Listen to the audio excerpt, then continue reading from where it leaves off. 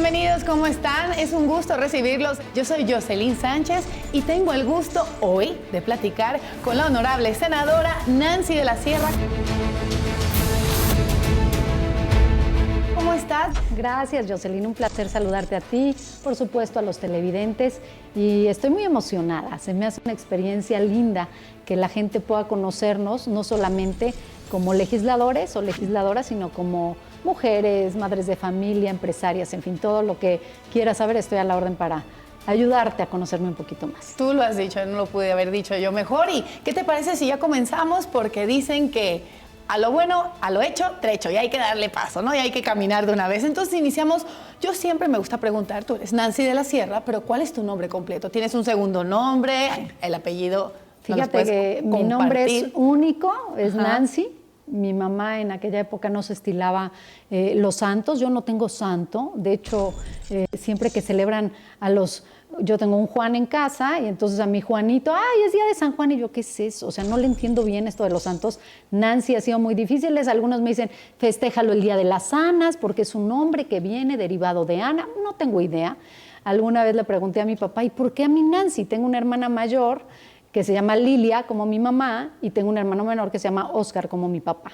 Entonces yo fui Nancy. Y entonces decía mi papá que en su época, hace 50 años que nací, había una gran artista que él admiraba mucho, que es Nancy Sinatra. These boots are made for walking, and that's just what they'll do. One of these days these boots are gonna walk all over you. Y que por eso se les ocurrió. Entonces, Nancy solito, de la Sierra, y de la Sierra Norte, porque también crecí en la Sierra de Puebla, y Aramburu es mi segundo apellido. Y justamente hablando de la Sierra de Puebla, ¿de qué parte de la Sierra de Puebla vienes? Soy de Teciutlán, Puebla, un municipio enclavado en la Sierra nororiental del estado, a pesar de que por una cuestión médica nací en el Distrito Federal.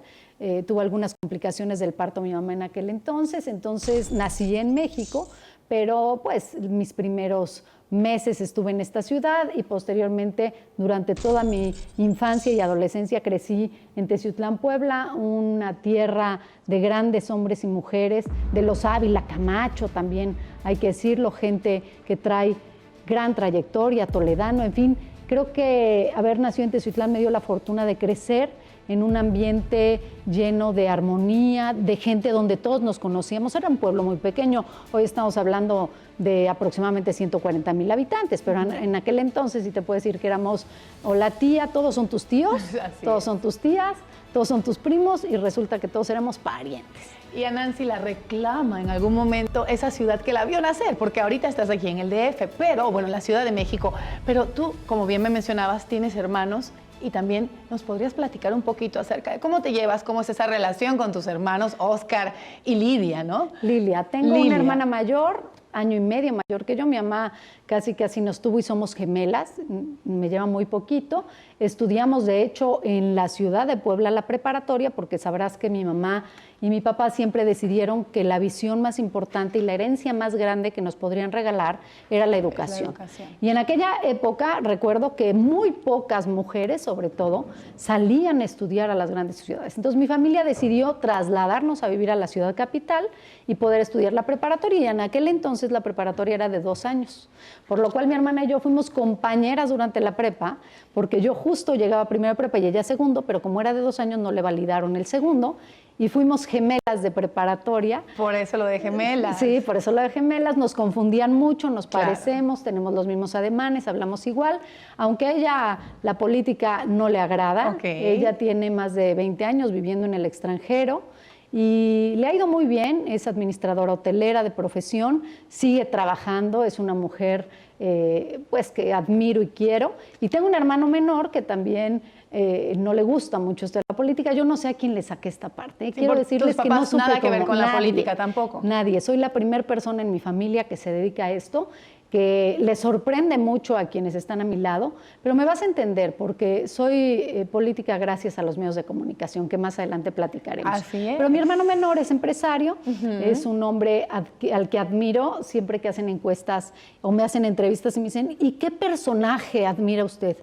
Pues a no mi hermano. No me adelantes. A mi hermano. Bueno, ya está contestada esa pregunta, pero qué bueno. No hay un personaje que me haga sentir qué bonito. Más orgullosa porque verlo crecer, le llevo 5 años, debiera ser el bebé de la familia y se ha convertido a lo largo de nuestra historia en la fortaleza, en el hombre que sostiene. Entonces, increíble. Lo quiero mucho, nos llevamos mucho, vivimos muy lejos todos de todos. Mi hermana en Guatemala, mi hermano en el DF y yo en la ciudad capital en Puebla, en un municipio muy pequeño que se llama Atlisco, que también sabrán la razón por la cual vivo en Atlisco. Más adelante en la entrevista seguramente, pero tengo una familia linda, tengo una familia unida y la verdad es que mi relación con mis hermanos es muy respetuosa, que es mi gran recomendación. Ámalos profundamente, pero no te metas en sus vidas ni opines, a menos que ellos te lo pidan. Bueno, y a esos, por decirle así, pilares que crearon y que hicieron a Nancy, ¿qué me puedes platicar de ellos? Pues mira, tengo una mamá sumamente luchadora. Desde que recuerdo, mi mamá era empresaria, vendía zapatos en casa y después puso una tienda de regalos en Teciutlán con sus amigas. Ella se ha dedicado siempre a trabajar, tiene hoy 72 años, espero que no se enoje, porque ya le dije su edad, y es una mujer sumamente Le preguntamos fuerte. Si no lo borramos. No, le preguntamos. No, que le importe. No, creo que no. Qué orgullo, claro que sí, aparte está es maravillosa, una bendición. Es una bendición, es el reflejo de esta madre que siempre está, aunque no le guste, te apoya. Y tengo un papá, bueno, ¿cómo te explico? Mi papá es mi adoración y todo el mundo lo sabe y creo que yo soy la suya. Nos parecemos mucho en carácter y en personalidad. Nos encanta la fiesta brava, nos encanta el toro, nos encanta la cantada, nos gusta el ambiente fiestero. Y bueno, esto me ha vinculado mucho a papá. Papá me admira todos los días.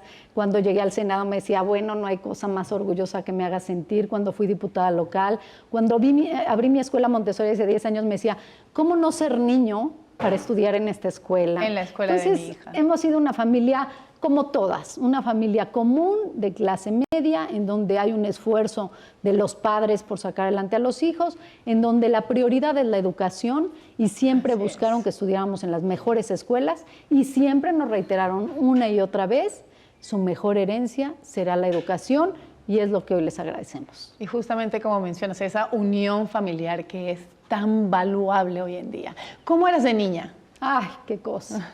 Era rebeldita, pero porque pensaba diferente, porque creía que no podíamos dejarnos, porque me gustaba discutir, preguntar.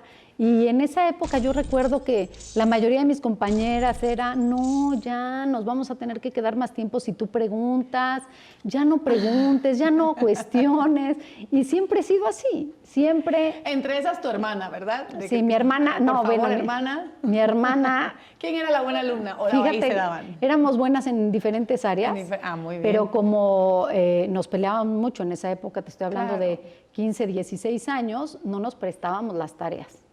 Lo hacíamos muy mal, porque la verdad es que podríamos haber trabajado en coordinación y en equipo y nos hubiera ido mejor a las dos en la parte de la preparatoria. Pero somos muy distintas de carácter, entonces siempre fui una niña muy obediente, siempre llegué a casa a la hora que mis papás me lo marcaron. Fui una niña muy libre, mis papás nos dejaban ir al cine por la tarde. Crecer en un pueblo, y no lo digo de manera despectiva, y no quiero que se entienda así, para mí los pueblos son estas ciudades pequeñas que te permiten poder ir a la esquina solo. Ahora no. Mis hijos no pueden ir a comprar un dulce en bicicleta. Mis hijos no pueden salir solos si no es conmigo o con su papá. Ya no es la misma historia de hace 40 años que te estoy diciendo que me daban mi domingo y me iba al cine con mis amigas y luego a dar la vuelta y comprar la paleta helada famosísima.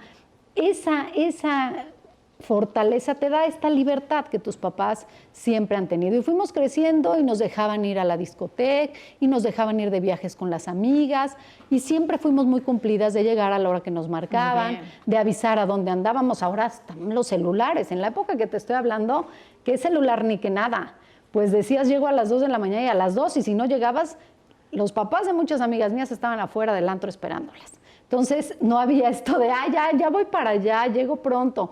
Digo, es terrible lo que ha hecho el celular con nosotros, a pesar de los grandes beneficios que nos ha traído, pero en esta materia de comunicación, de control, pues se ha convertido ya en, no me confío, me das pásame tu ubicación, en dónde estás, real, dónde estás, y en vivo y en tiempo real. O sea, hemos perdido muchos valores que creo que debiéramos rescatar y que la tecnología siga siendo esta herramienta maravillosa para comunicarnos mejor. Pero hoy veo en una familia, en una sobremesa, en donde cada quien está en su teléfono y ya no platicamos y ya no intercambiamos opiniones y ya no nos enojamos, y está haciendo grandes problemas entre las familias, la que sea. La familia para mí es la integración de papás, abuelos, abuela, hijos, nietos, como quieras, o mamá y papá, o mamá sola con hijos. La familia es la familia y es el núcleo en donde deben ahí prevalecer los valores, y ese es el gran rescate que debemos darle a nuestra sociedad. Y ya que hablas de familia, me gustaría que me platicaras un poquito cómo tú creas la tuya y tienes la bendición de tener tus hijos, de tu esposo, te conoces con él. ¿Cómo se da esa? Bueno, anecdóticamente, cuéntanos. No, mira, esta es para... Lávenle, señor, porque ya llevo 2. Yo ya ves que no soy tan conforme en la vida, entonces tengo una hija de un primer matrimonio, una hija de 25 años de edad, abogada de profesión, itamita, con un pensamiento muy rebelde, diría yo, a mi edad, pero cuando se te olvida, como eras de adolescente, es cuando vienen los problemas. Hay que tratar de entender a los jóvenes adolescentes, y ahora mi adulta de 25 años vive en esta gran ciudad, vive sola, han cambiado mucho las cosas, pero yo siempre he creído que los hijos son prestados, que están un tiempo contigo y hay que prepararlos para afrontarse a lo que venga. Y Sofía es una niña llena de fortaleza que me ha dado muchísimas satisfacciones. Y tengo un segundo matrimonio. Por eso me dicen siempre que tengo hijos de diente y de pretendiente, porque, bueno, mi niña ya está más allá del pretendiente, pero tengo un hijo de 13 años que se llama Nicolás, y un bebé, que para mí es mi bebé, pero ya tiene 9, que se llama Juan José. Que no crezca más, por favor. Ay, que sí crezcan, porque eso significa evolución. Sí, no tienes toda la razón. Que tienes esa gran oportunidad. Hay que aceptarlo, ¿no? Siempre he sido muy liberal en ese sentido. Yo creo que a los hijos se les debe dotar de las herramientas, de las posibilidades, de los valores para salir adelante. Y en donde veas que están flojos, ayúdalos, no los regañes, no los reprendas. Soy guía Montessori, entre otras de mis profesiones, entonces la educación Montessori es una educación para la vida, es una forma de construir al ser humano desde adentro hacia afuera. Y esto me ha permitido, teniendo este conocimiento, pues ayudarles a mis hijos a tomar sus propias decisiones desde muy pequeños y asumir las consecuencias de sus actos cuando han tenido que llevarse el regaño, ¿no? Y esa niña, que ahora es mujer, pero que le gustaba la fiesta brava, como bien dices tú, ¿alguna anécdota que me quieras contar con tu papá? Pues mi papá en esos fue escenarios. Torero. ¿Cómo te explico? Entonces yo quería ser torera. Okay. O sea, imagínate que yo, bueno, en la juventud de mi papá no me tocó verlo, pero sí me tocó las ferias en mi pueblo. Eran, haz de cuenta que lo más sonado era la feria de Teciutlán. En el estado de Puebla, la feria de la región más importante era la de Teciutlán, y en materia taurina y de artistas y espectáculos, mejor. Entonces mi papá era amigo de todos los toreros. Entonces mi casa era, hay feria, había fiesta del primer día de la feria hasta que se terminaba y duraba un mes. Y había comidas con Manolo Martínez, comí en casa, y si no venían los Armillita, y era una fiesta que, claro, solo mi papá y yo disfrutábamos. A mi mamá no le encantaba. Tu mamá no mucho. No, mi mamá no mucho, pero creces en este ambiente, y claro que como quieres ser como papá, pues yo decía, yo voy a ser torera. Entonces me compraba mi capote y le daba yo, ya sabes, ahí me dice, ya luego quise ser astronauta. Bueno, he querido ser hasta lo que ya no te imaginas, pero la verdad es que estoy muy contenta con lo que soñé de niña, con lo que pude realizar, porque digo, no fui torera porque realmente no era ni mi físico ni mi aspiración real, pero era esta admiración. Aspiración real, más. Sí, al final admiras a tu mamá o a tu papá y quieres ser como ellos, y cuando creces te das cuenta que pues realmente no es tu vocación, ¿no? Entonces, pero fui muy feliz en esas ferias de Teciutlán. Y en ese descubrir que hoy quiero ser astronauta, ayer torera, ¿cuándo fue que llegó así, a Eureka? Quiero dedicarme a esto de la administración pública, que comenzó con la comunicación, pero Así cuéntame, es. ¿qué fue lo que te destapó y dijo? Pues la comunicación. Yo a los 15 años dije, voy a ser estrella de Televisa. Y entonces, como mi papá, te digo, que era fiestero y se dedicaba, te puedes reír mucho con mi historia, por eso te digo que una hora no nos va a alcanzar. Está maravilloso. Pero mi papá era muy amigo de los productores de Televisa, entonces su amigo Valentín Pinstein le permite que yo vaya a hacer un casting a Televisa. Bueno, me citaron a las 6 de la mañana, con tantos vestuarios, porque vas a hacer un casting de mala y otro de buena y otra de regular. Y bueno, yo salí de ahí a las 6 de la tarde diciendo, no, como ves, yo no quiero ser actriz. Ah, muy bien. No, muy bien.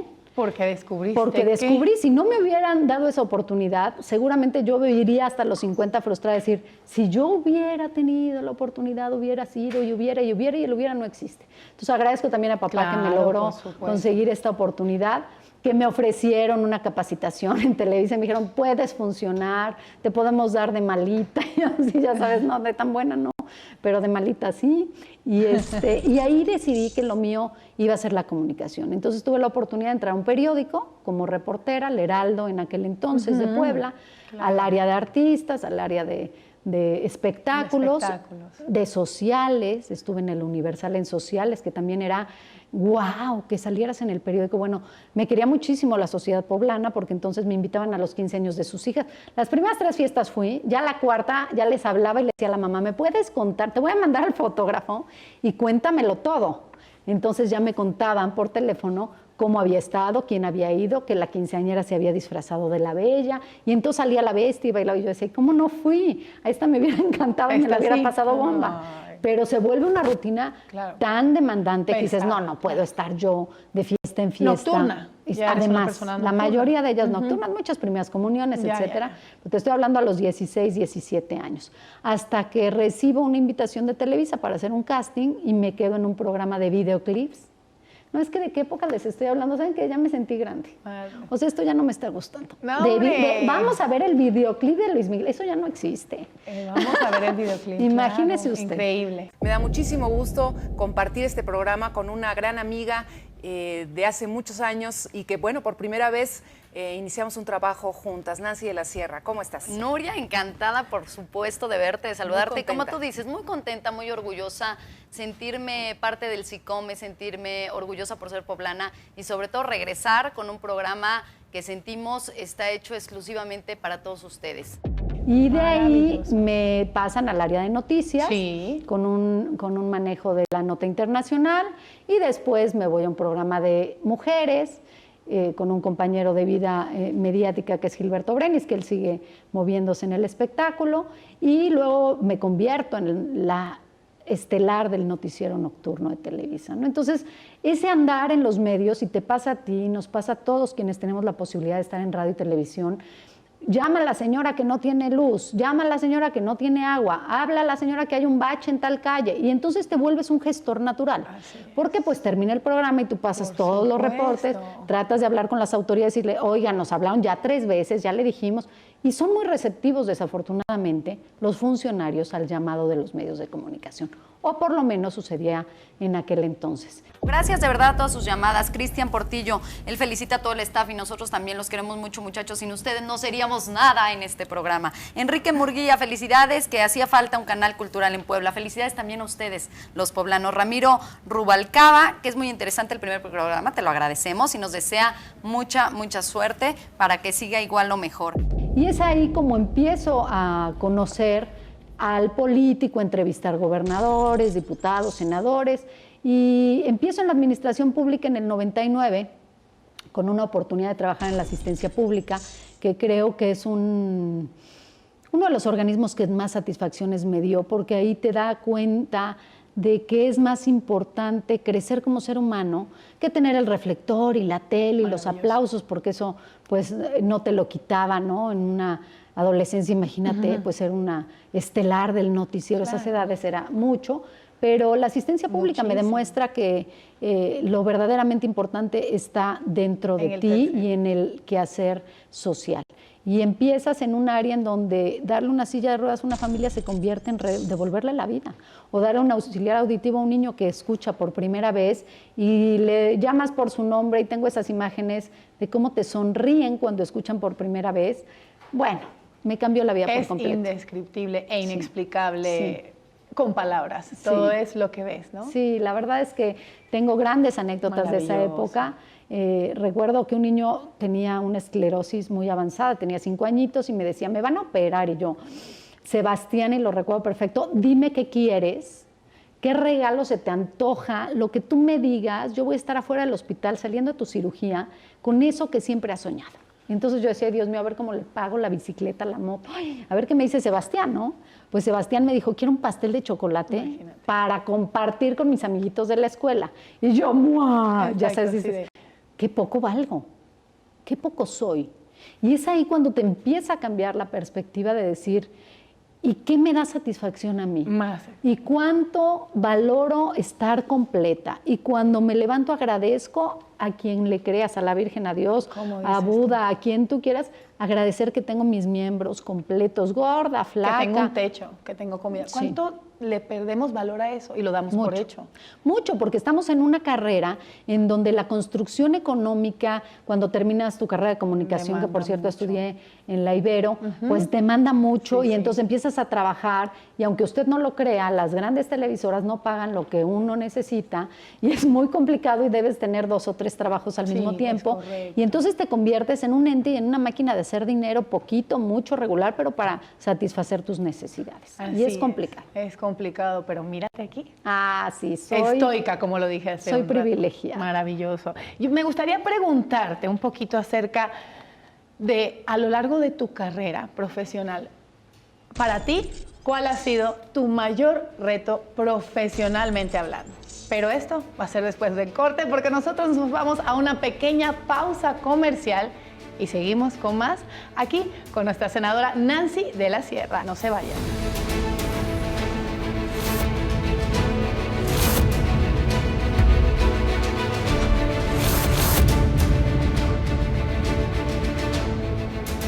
Me encuentro con Nancy de la Sierra y continuamos un poquito. Ahora sí, nos quedamos en Ascuas. Cuéntame. Fíjate que el mayor reto fue pasar de los medios de comunicación a la política, porque cuando eres conductora de un noticiero, cuando tienes una ideología imparcial en relación a partidos políticos, la gente hace que tengas credibilidad por lo que dices, por tus cuestionamientos, por lo que opinas en relación a lo que sucede en ese momento. El recibir la invitación del Partido Revolucionario Institucional en el 94 para contender por una diputación local, pues fue para mí muy difícil porque entonces ya no he podido volver a ser comunicadora, a pesar de que después de ser diputada local y haber ganado gracias al conocimiento que me habían dado los medios de comunicación y el cariño que me tenía la gente, fue muy difícil regresar. A la televisión abierta imposible, regresé a un canal del gobierno del estado, que era SICOM en aquel momento, que hacía también un programa para señoras, recetas de cocina, entrevistas médicas, en fin, que no tenía que ver ya nada con política, porque sí pierdes un sentido de parcialidad. Te dicen, no, es que ella opina eso porque es priista, no, ella dice eso porque es priista. Entonces, es muy complicado. Por eso el mayor reto, creo que a la pregunta que me hacías al inicio, es poder romper y aceptar que tomé una decisión de la cual no me arrepiento, porque eso me permite estar hoy en el Senado de la República, pero que fue muy difícil darme cuenta que ya no podía hablar, ni criticar ni al del PRI, ni al del PAN, ni al del PRD, ya no podía hablar de política en los medios de comunicación. Y nos perdimos un poquito y me gustaría que nos explicaras un poquito más acerca de cómo pasas justo de esa parte de medio de comunicación, de conductora, de presentadora, empezando por reportera, como bien mencionaste, ¿no? A tomar un puesto en una curul de alguna manera. ¿Cómo se da? Te comentaba que entré a la asistencia pública y de manera simultánea, por eso hablaba de que tenías que trabajar 2 o 3 cosas, no era nada más trabajar en Televisa y con eso te alcanzan para mantener una hija después de un divorcio, claro, en fin. Correcto. Entonces trabajaba en la asistencia pública durante el día y en la mañana y en la noche iba al noticiero y a mi programa de señoras. En la mañana al de señoras me iba a trabajar a la asistencia pública y en la noche regresaba al noticiero. Y entonces ahí recibo la invitación para participar y contender, y yo siempre he creído que toda puerta que se toca hay que dejarla entrar, hay que abrirla. No podemos decirle no a ninguna oportunidad, sea cual sea. Y creo que tomé una gran decisión porque trasladé todo este conocimiento y empatía con la gente a representarlos en la ciudad capital, en una curul muy complicada que solo ganaban los hombres y el PRI tenía varios años sin ganar. Entonces fue un gran triunfo para el partido en ese momento y eso me permite colocarme en una posición de lucha a favor de las mujeres desde siempre y por supuesto para personas con discapacidad. Lo he seguido haciendo hasta este día y lo voy a hacer hasta que me muera. Y hablando un poquito de esa oportunidad, se da y estás enfrente de esta curul, como bien mencionas, como primera mujer, como un partido que institucionalmente hablando tenía una fuerza, un peso masculino muy notorio. ¿Qué te deja eso como ser humano y como mujer? Pues mira, el avance de las mujeres ha sido impresionante. Muchos creen que vamos lento. Yo creo que ha sido muy rápido, pero yo agradezco a aquellas mujeres que abrieron brecha, aquellas mujeres que salieron a las calles hace más de 60 años y dijeron, vamos por el voto de las mujeres, lo que hoy nos permite, o en aquel momento en el 94, acceder a una curul, pero realmente es ir abriendo camino, no es siempre yo, sino vamos abriéndole a las generaciones, porque lo que ganemos nosotras hoy en tema de paridad y de género, lo van a disfrutar seguramente las que vienen tras nosotros, pero van a tener un país con mayores oportunidades y con mayor equidad. Y fue muy difícil. Te quiero decir que sí fue la legislatura de más número de mujeres, éramos 12 de 41, pero en aquel entonces 12 mujeres ya en un congreso local, era enorme, era muchísimo, como si siempre había 2 o 3. En esa ocasión fuimos muchas las mujeres que tuvimos la fortuna de llegar y fue muy difícil acoplarnos a hacer política sin estar en una mesa de restaurante o en un bar, como se hacía política en aquel entonces, sino buscando tener temas muy claros, buscar objetivos muy concretos de hacia dónde quiero que la gente me reconozca, cómo haré mi gestión, qué tipo de trabajo voy a presentar. Y cuando tienes claridad, entonces se te facilita la convivencia con los demás. Como les digo, hay que conocer a todos, hay que ser cordiales, hay que respetar la forma de pensar y hay que hablar cuando no estemos de acuerdo sin ofender, porque no vamos a cambiar la forma de pensar de nadie. Es muy difícil querer modificar culturalmente a una sociedad que trae arraigos muy profundos como el machismo, por ejemplo, en la Sierra Norte. Bueno, ¿cómo crees? Nancy de la Sierra, diputada local, ¿cómo crees? Fui a pelear una federal a mi pueblo y lo perdí. Fue devastador para mí de manera personal, pero al final te das cuenta que entre mujeres nos podemos ayudar. No nos pongamos el pie, como yo les digo. Las mujeres tenemos que ser solidarias con nosotras, tenemos que estar atentas a las necesidades de otras y poner y anticipar siempre la participación de una mujer antes que la de un hombre. Y no crean que esto es una cuestión en contra de ellos, es que la desigualdad pues es cultural y es genérica, entonces vamos a lograr pequeños espacios en la medida en que sigamos caminando y luchando para obtenerlos.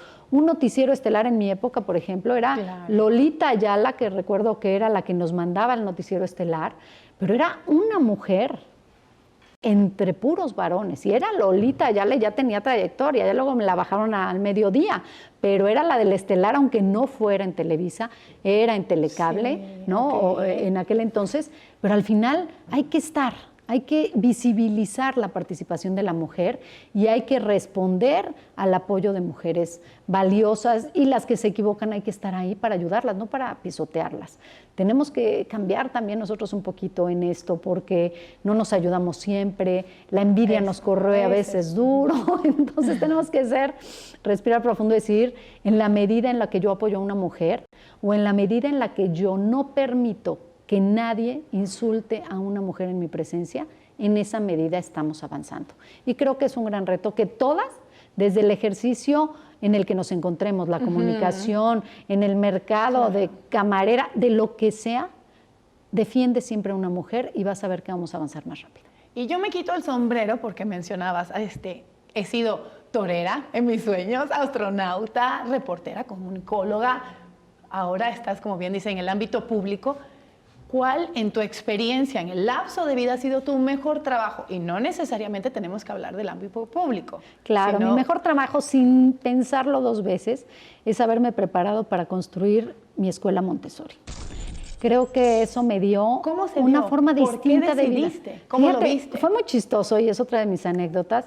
Yo me caso con el papá de mis hijos siendo diputados locales de diferentes partidos en el Congreso. Entonces, bueno, nos hacían unas burlas espantosas. Ya saben, los periódicos del Congreso del Amor, pues se casan los diputados y tienen a Nicolás. Bueno, ya te pasas todos esos retos. Pero nos fuimos a vivir a un municipio cercano de la ciudad capital, que es Atlisco de las Flores, que seguramente lo conocen, y si no, los invito. Tenemos una producción de flores impresionante, de Nochebuena, de orquídea, de toda la flor que ustedes quieran. Vayan a Atlisco, que además tenemos un excelente clima. Entonces me voy a vivir a Atlisco, y con Sofi de 13 años tenía yo que ir y venir todos los días al colegio, que no es tan lejos, pero es peligroso. Estamos a 25 minutos de la ciudad, pero 25 minutos de carretera. Y más la carretera de ese traslado, entonces, que a lo mejor era un poco más complicada. Punto que no estaba tan mal hace 12 años, ya estaba bastante bien el camino, pero al final empieza más el tráfico y te cansas. Claro, pesa para los hijos y pesa para ti. Sí, total. Entonces, embarazada de mi hijo Nicolás, dije, no, yo o nos regresamos a vivir a Puebla o a Cholula, de donde es José Juan, o de plano vemos qué hacemos en esta hermosísima ciudad que se llama Atlisco de las Flores. Y entonces coincidí con una amiga, guía Montessori, que me dice, oye, voy a dar la carrera de guías de casa de niños. Digo, ¿qué es eso? No, pues mira, es el equivalente al kinder, es la preparación de lo más importante en Montessori, de la primera educación, la primera infancia, es maravilloso, métete. Y yo, bueno, ya había terminado la diputación, estaba en casa con el bebé. Y como dije, dices pues tú, me meto llegó a la estudiar. puerta, hay que abrirla. Te digo, mija, no me equivoqué. Y entonces estudio para guía Montessori, una preparación muy intensa. La verdad es que me permitió no solamente hoy poder educar bajo esa filosofía, sino poderme quedar en un municipio pequeño donde mis hijos puedan ir a la esquina en bicicleta todavía, que creo que es valiosísimo. Y entonces abro mi colegio Montessori después de estudiar, y empecé con 3 niños y mi Nicolás. Esos eran los 4 alumnos. Y yo, ¿qué vamos a hacer? Pero si ya invertí todos mis ahorros en este lugar, ¿y ahora qué vamos a hacer? ¿No hay niños? ¿No la conocen, etcétera? Bueno, hoy tenemos 160 niños, me siento privilegiada. Y la verdad es que ver cómo una persona se está construyendo para lo que venga. Tú construyes en 6 años al hombre del mañana. Y decía María, escuchen a los niños porque son los grandes sabios y son quienes educan a los adultos. Y lo hemos visto a través de generaciones. Y el hijo puede hacer que dejes de fumar. Cuando te dice, mamá, el cigarro te hace mucho daño, ya no fumes porque te da cáncer y nos haces daño a todos a tu alrededor. Y tú dices, conciencia. Entonces, cuando educas en la independencia, cuando educas con conciencia, pero sobre todo cuando educas para la paz, que creo que es el valor más alto que tiene la filosofía Montessori, porque las escuelas tradicionales, y al final yo crecí en una de ellas y me formé y estoy muy agradecida en mi escuela de monjas, etcétera, al final educar para la paz significa ir creciendo y aprendiendo con mi mayor competencia, que soy yo mismo. Entonces repito, porque no estoy conforme con lo que me salió ayer. Y lo vuelvo a repetir y lo vuelvo a repetir hasta que voy hacia la perfección. Eso. Y de repente cuando estás compitiendo por a ver quién sale en el cuadro de honor y solo salen en la escolta los que sacaron 10 y tú eres un niño de 6, pues ya tu autoestima se va al suelo, porque valgo un 6. Yo nunca voy a poder estar en un cuadro de honor. Y no es que esté mal estar en un cuadro de honor, pero en la escolta debieran estar todos los niños de toda esa escuela en de diferentes momentos. Y cada semana hacen honores a la bandera y son poblaciones de 300, pues siempre debiera ser diferente la escolta. En mi escuela recuerdo una de mis mejores anécdotas en preescolar, el primer año cuando hice la supervisora, voy a ir a sus honores a la bandera. Y yo, Dios mío, no hemos hecho los honores a la bandera como es debido. Y entonces pongo a mis 8 niños ahí, porque ya éramos 8, quiero decirte, cuando ella nos fue a supervisar era como mayo. Se había duplicado. Ya se había duplicado. Íbamos bien, íbamos bien. Iban muy bien. No sabes qué susto. Pero bueno, los pongo en fila y les digo, saludar, ya. Y todos... Ay, y te lo juro que yo ya no podía de la risa. Y todos los niños nos hacían cara de, ¿por qué se está riendo la guía de mí? Porque saludar no les habíamos mostrado cómo era el saludo a nuestros... Sí les habíamos hablado de la bandera, se sabían el himno nacional, pero no habíamos tenido este ejercicio que para mí en aquel entonces se me hacía obsoleto porque no nos alcanzaba para el honor a la bandera, o sea, no nos alcanzaba para toda que se hiciera todo el homenaje a la bandera. Entonces, en Montessori eres muy creativa, entonces a través de tarjetas les muestras los pasajes de la historia y ellos en sobres van sacando la independencia de México y con imágenes y con algunas letras, y es que ya empiezan a leer y a escribir, en fin. Y entonces me dio mucha risa, pero por fin lo logramos. Llegó la supervisora y todos saludaron con su mano, bien firme y bien bonito.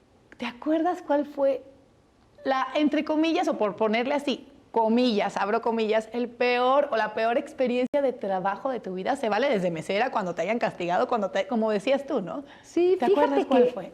Pues he tenido muchas decepciones, podría decir, pero experiencias malas las he convertido siempre en oportunidades buenas. No recuerdo, tal vez mi peor experiencia, y se van a reír mucho, sobre todo mis amigos camarógrafos. Mi primer día en Televisa, voy con mi productor a grabar un reportaje al centro porque vamos a entrevistar a un funcionario y me dice, vete a comprar unas barras. Y yo, ¿cómo? Sí, vete a comprar unas barras. Y yo, ¿unas barras? Sí, las barras, vete a comprar las barras. Y yo, las barras, ¿a poco se compran? Que no sé qué son unas barras no, de ahorita. Pero las barras de colores que ponían en esa época antes de que empezara el canal, ya saben, las barras de colores. Sí, señora, usted vivió en esa época. Claro, yo Nuestra también compañera sé. de producción lo sabe. Pues ahí me tienes y voy caminando hacia una tienda y voy pensando, las barras, ¿qué es eso? Bueno, creo que fue la peor experiencia cuando me di cuenta que claro que me estaban bromeando sí, porque era como mi inducción al equipo de producción y que en el momento no pude reaccionar y no los pude cotorrear y fui a comprar las barras. Lo que le llaman las novatadas. Novatada total, y creo que fue el peor ridículo que he hecho en mi vida. Más entrevistar a la señora de cómo va su embarazo y te dice, no estoy embarazada. O sea, ese tipo de cosas, ¿sabes? Ok. Quizá, ¿y cuánto tiene? ¿De qué me hablas? Ay, perdón, no. Ay, pensé que estaba... Esos ridículos que uno hace por imprudente. Entonces he aprendido a ser más tolerante, he aprendido a ser más prudente, aunque me cuesta mucho trabajo, porque sí, a veces no tengo filtro, pero creo que esas son de las peores cosas. Perder una elección, sin lugar a dudas, me dejó mucho aprendizaje, pero el momento de la derrota, pues es como cualquier pérdida, ¿no? O sea, perder la oportunidad de representar es un proceso que debes sanar y que debes curar, porque las pérdidas no solamente es la pérdida humana, a veces la pérdida de un trabajo, a veces la pérdida de un novio o de un objeto en casa. Si no racionalizamos y procesamos esas pérdidas, pues vamos teniendo unas tristezas muy profundas que es difícil de quitar. Y se van cargando como piedritas pesadas de alguna manera, ¿no? Sí, la verdad no hay que permitirlo. ¿Cómo, si tú pudieses describirme, yo pregunto, Nancy es, ¿cómo la describirías? Ay, Nancy es ocurrente, Nancy, y me considero una persona empática, trato de ponerme en el lugar del otro, en los zapatos del otro, por eso no reacciono de inmediato. Cuando fui en mi juventud muy impulsiva, desde que me convertí en madre me volví muy empática y me costó mucho trabajo aprender a hacerlo porque es un ejercicio que debiéramos hacer todos en casa todos los días y creo que es mi mayor valor. Ser empática, darme cuenta que no todos están en la condición mía, que no tienen todas las mismas posibilidades, la misma familia, que cada quien tiene su propia historia y que la forma de reaccionar de mucha gente en cualquier situación es tan diferente a la tuya porque seguro pasó por otras peores. Entonces, no criticar, no impulsivamente señalar o descalificar, sino buscar ¿qué hubiera hecho yo en esa situación? ¿Cómo me siento si fuera esa persona en ese momento? Y creo que es de mis mayores virtudes, ser empática con las cosas y con la gente. ¿Qué extrañas de esa niñez, adolescencia en Teciutlán? Teciutlán, ay, perdóname. Teciutlán, y que es bien difícil, ¿eh? Teciutlán. Teciutlán. ¿Qué es lo que extrañas de esa niñez en Teciutlán? Extraño las sobremesas en una familia. Las extraño muchísimo. Yo desde que hice mi primer familia no existió ya la sobremesa porque me casé con un hombre que entraba a trabajar a las 3:30 de la tarde. Entonces se iba a trabajar y pues ya la sobremesa ya no. Extraño las siestas. cómo amo dormir la siesta. Porque me dijiste que te gusta dormir. Me encanta dormir y me cuesta cada vez más trabajo, así que aprovecha. Porque entre más grande, más difícil dormir y con la pandemia terrible. Pero creo que extraño las siestas, que es un ejercicio muy saludable, que invito a la gente a que procure hacerlo, 20 o 30 minutos máximo de siesta, porque luego mi marido José Juan decía, vamos a dormir una siesta, y luego ya no lo despertaba en toda la tarde, 3 horas, y yo era siesta, no, ya mejor hasta mañana, no sabes hacer siesta. No saben hacer siesta. Hay que aprender a hacer siesta. Es una cultura. Es una cultura, es muy renovador, cargas mucha energía, despeja tu mente y tu alma y te levantas con una nueva fuerza para continuar el día. Entonces yo creo que sí es válida y es lo que extraño, la sobremesa y la siesta. Es como en su defecto lo que sería un meditar. Medita unos 10, 15 minutos. Maravilloso. Porque ayuda a limpiar un poco todo pero tren de pensamiento, ¿no? Eso de meditar se nos complica más a todos. No es tanto lo mío. No, yo no creas, medito en las noches con mis hijos un ratito. Después de las oraciones meditamos un ratito. Ay, una aplicación, mija. Ya ves que te digo que sí hay cosas para que los teléfonos son buenos y para la meditación me han resultado muy buenos. Entre esas, la meditación, las aplicaciones que funcionan para cosas como eso, ¿verdad? Sí, así es. Dejaste el PRI, te postulas para Morena y te vemos en Partido del Trabajo. Cuéntanos cómo se dio esa trayectoria. Bueno, realmente no he militado en ningún otro partido que no sea el PRI. Siempre milité en el PRI, recibí una invitación del Partido del Trabajo para contender por la segunda posición del Senado en la coalición Juntos Haremos Historia, una posición que le tocaba al Partido del Trabajo. Entonces, realmente, como les digo, no soy de Morena, no soy del PT, soy obradorista, recibo la invitación del Partido del Trabajo, por eso pertenezco a la bancada, porque si ellos no me hubieran dado la oportunidad de contender, pues sería muy difícil que yo pudiera hoy representar a los poblanos desde un escaño como este tan importante. Correcto. Y quiero decirte que he encontrado en el Partido del Trabajo una apertura muy importante a no pensar igual, pero a respetar convicciones personales muy profundas, y he tenido la oportunidad de decir, discúlpenme compañeros de bancada, no voy en esta, o voy a presentar mis reservas en esta otra, y espero que no les moleste. Lo que desafortunadamente en mis tiempos, y hay que aclararlo, en mis tiempos del 94, más o menos que estuve en el PRI de esa época, pues no era lo que querías, era lo que alguien decía que tenías que votar o tenías que hacer. No había tanta libertad de acción. Por el bien común, de alguna manera. Así es, ¿no? Era como el partido, ¿no? En el poder, y era mucho más difícil. De hecho, recuerdo en la televisora en la que trabajaba que decían, aquí no se habla, por favor, señores conductores y conductoras, ni de la Virgen de Guadalupe, ni del presidente de México. Intocables. Entonces era así como, bueno, pues ya, ok, no se habla de religiones, estoy de acuerdo, y tampoco se habla del presidente de México, pero el PT tiene esta gran virtud, o por lo menos eso he encontrado yo en mi coordinadora Giovanna Bañuelos, y en este grupo que hemos concentrado en 6 tan solo, somos una bancada de 6 representantes, pero que cada uno tenemos claridad en lo que queremos venir a hacer y por lo que estamos luchando, y todos, sin lugar a dudas, sea del partido que sea, tenemos un objetivo claro, que es que México esté mejor, que los mexicanos tengan mayor bienestar, que los empresarios tengan espacios suficientes para poder desarrollarse. En fin, tenemos mucho que hacer. Todavía nos faltan 4 años y eso es importante que la gente lo sepa. La pandemia que se atraviesa nos ha limitado, pero no nos ha detenido. Hemos continuado con el trabajo, y uno de los mayores logros que he tenido en esta senaduría, sin lugar a dudas, es la creación de la Comisión de la Agenda 2030, que para mí es la hoja de ruta para salir adelante. Lo hicieron en 2015 193 países en el mundo, y el Estado mexicano fue uno de ellos, y ahí están las metas, ahí están los indicadores. Solo tenemos que tener claridad para poder abatir la pobreza, cero hambre, salud, educación, medio ambiente, vida salvaje, rescate de las especies en peligro de extinción. Creo que de verdad ha sido una de mis mayores satisfacciones poder primero conjuntar al grupo de trabajo, que éramos 34 senadores, y lograr en el mes de febrero pasado que se hiciera una comisión y se votara en el Pleno por unanimidad. Y a lo largo de tu carrera como administradora pública, por decirlo así, han habido altos, muy altos, bajos y a lo mejor una escala de grises. Tuvimos la oportunidad de escuchar que en algún momento mencionaste algo acerca de tus paisanos que se tergiversó. Quisieras aquí platicarlo para poder aclararlo, porque se malinterpretó. ¿Sabes qué? Que te digo que no tengo filtro, mija. Entonces estábamos platicando, yo venía de una elección muy complicada en donde hubo una persecución política. Fue muy fuerte para mí, porque primero es tu tierra y bien dicen, nadie es profeta en su tierra y eso es muy doloroso. Porque yo decía, no, claro que todos los teciutecos van a estar súper orgullosos de mí y creo que sí, ¿eh? Creo que desafortunadamente en aquel momento el manejo político que se daba era represor.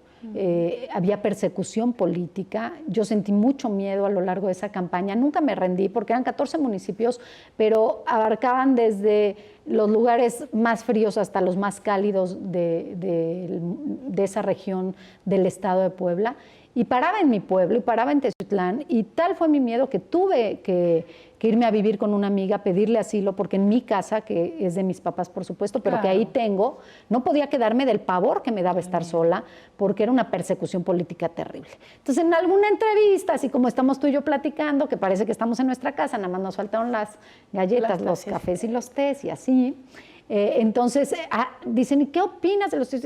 Los amo y los odio. Pero en esta expresión de los amo y los odio, nada más tomaron los odio.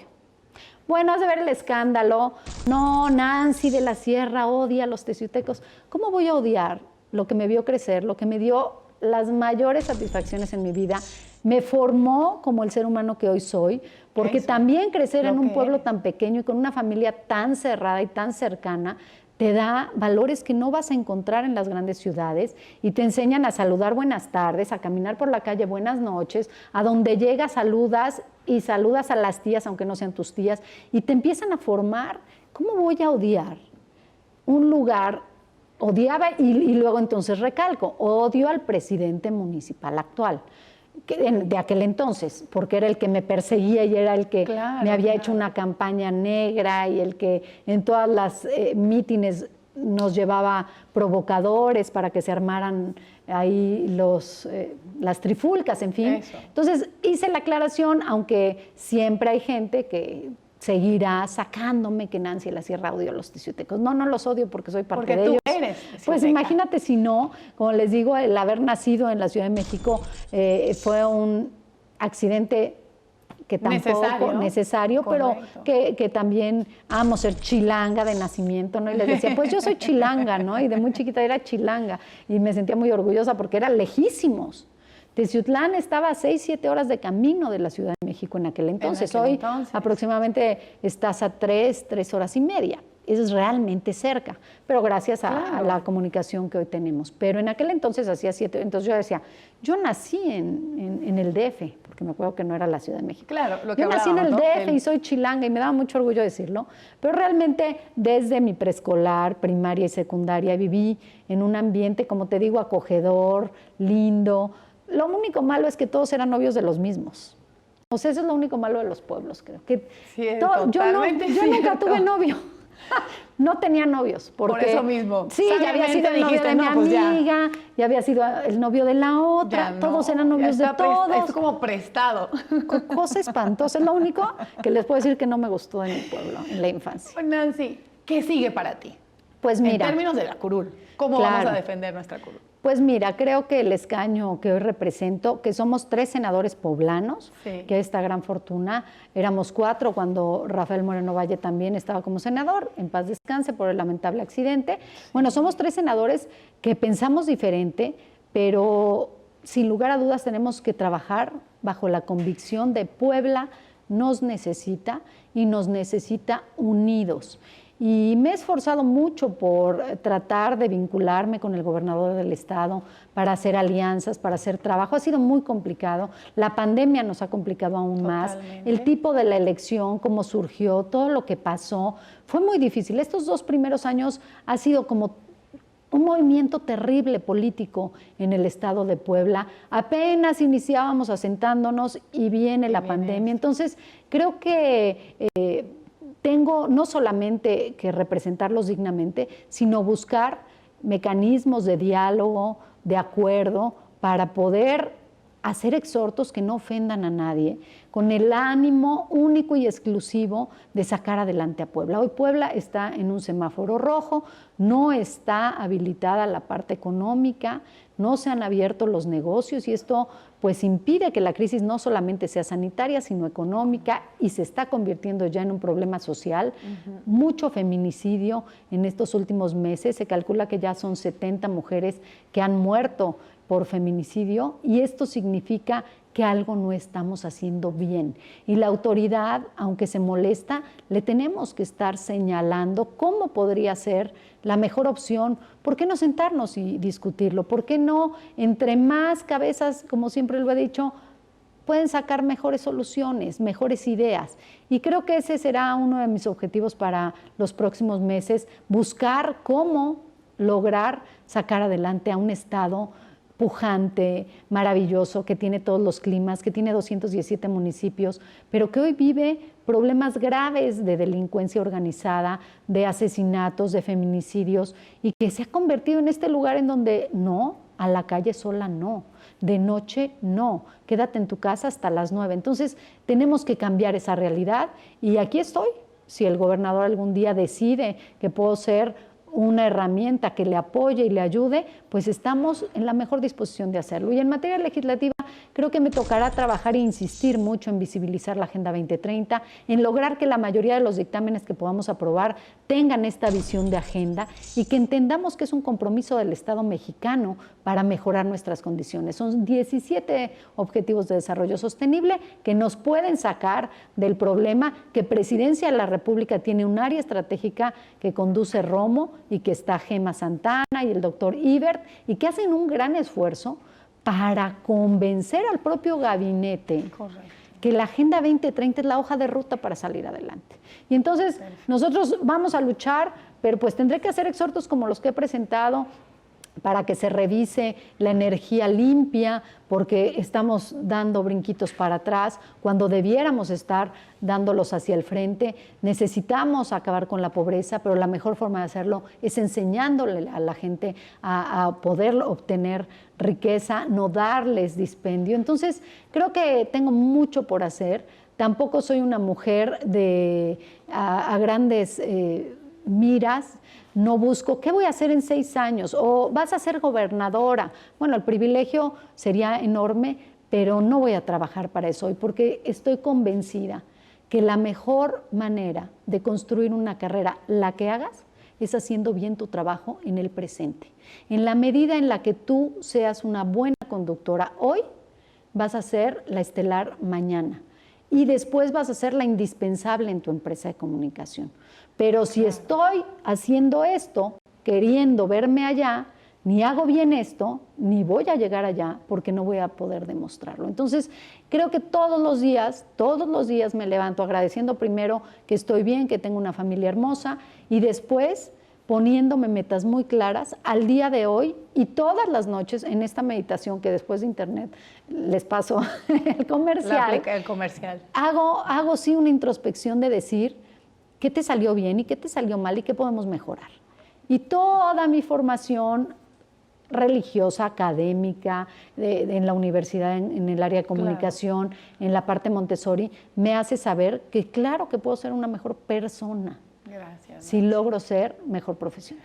Muchísimas gracias, Nancy. La verdad es que nos quedamos con ese hermoso mensaje y quedó mucho que esperemos que haya una segunda parte porque yo me quedé con muchas preguntas, pero por lo pronto estoy más que agradecida por todo lo que nos compartiste y pues obviamente te invito a que pues les digas a todos que no se pierdan, a que sigan viendo estas emisiones en donde saltamos, resaltamos, ensalzamos el trabajo de la mujer, como pareja, como hija y también como trabajadora social.